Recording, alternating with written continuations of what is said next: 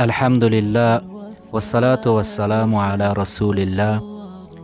دوستان عزیز، به سلسله کمک ها و امکاری هایی که برادران افغان ما مقیم در شهر فرانکفورت جرمنی برای هموطنان عزیز ما در افغانستان مد نظر گرفته بودند، ما توانستیم الحمدلله کمک های نقدی، بسته های خوراکی و ایجاد تجارت های کوچک برای هموطنان عزیز خود ایجاد کنیم. الحمدلله ما توانستیم یک نانوایی زنانه برای یکی از خانم های بی بضاعت و بیوه جور کنیم.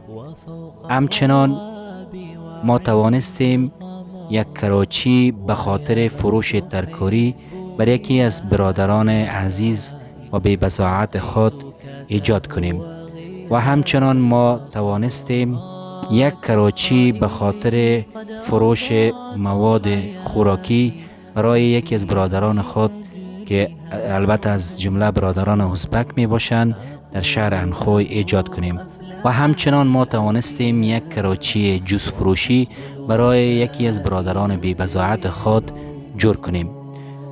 همچنان قابل تذکر است که ما یکی از خانم هایی که سرپرست نداشتند در یکی از شفاخانه های کابل توانستیم بعضی موادهای اولیه را برایشان برسانیم و انشاءالله پلان داریم که امرای دکترشان به خاطر تداوی ارچی بیشترشان مشوره کنیم و آنها را کمک کنیم. قابل تذکر است که ما در این دوره هم مثل دوره قبلی توانستیم که برای فامیل های بی بضاعت و کسایی که مستمند بودند بسته های کمکی را برای ایشان برسانیم که شما روی تصویر و روی ویدیو مصاحبه های هر یکی از آنها را مشاهده می کنید.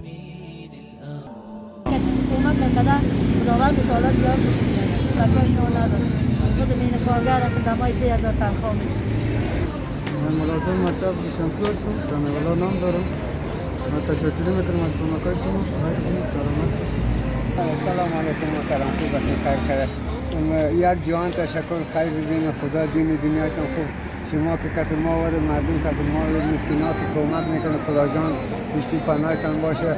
خیر ببینید، خدا در عمرتان، در جانتان، در خانهتان برکت الله پاک باشه. ما مکتب ملازمین مکتب علامه شهید هستیم. 3 ماه 4 ماه شد که ماشای ما را ندادن، 3 ماه شد. خیر ببینید از کمکتان که شما تو بشر دوست هستید، ما کمک کنید. سلام علیکم. ما یک ملازم علامه شهید هستیم. خوراک نداریم، خوراک بند است.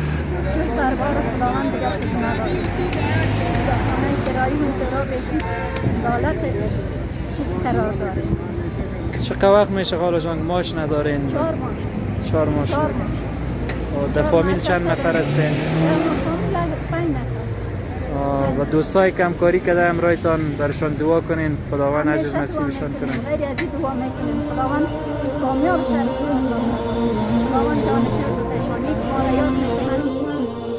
قابل یادآوری است که ما همچنان تعداد از برادرانی که روزمزد کار میکردند و طی چندین روز کار دریافت نکرده بودند، آنها را برای پاککاری یکی از مساجد دعوت کرده و برایشان پول نقدی کمک نمودیم.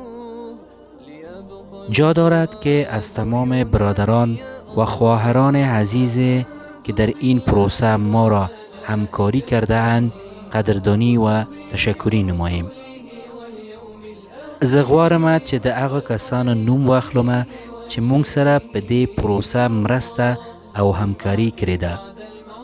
زمونږ ورور حاجی صاحب عارف، ماهل جان او د هغوی کورنۍ، میرزای صاحب او د هغوی محترم کورنۍ، سیر جان او د هغوی ورونو او حنیف جان او د هغوی کورنۍ. As well as I would like to appreciate Mr. Naveed's efforts and supports for collecting donation from other people. May Allah rewards him accordingly. همچنان جا دارد که از برادر عزیز ما عنایت جان و برادر دیگر ما عالم جان سپاس بیکران نماییم که ما را در این پروسه همکاری نموده اند و همچنان کسانی که نخواسته اند نامشان گرفته شود. الله متعال پاداش بیکران برای تمام برادران عزیز عطا فرماید. و السلام علیکم و رحمت الله و برکاته.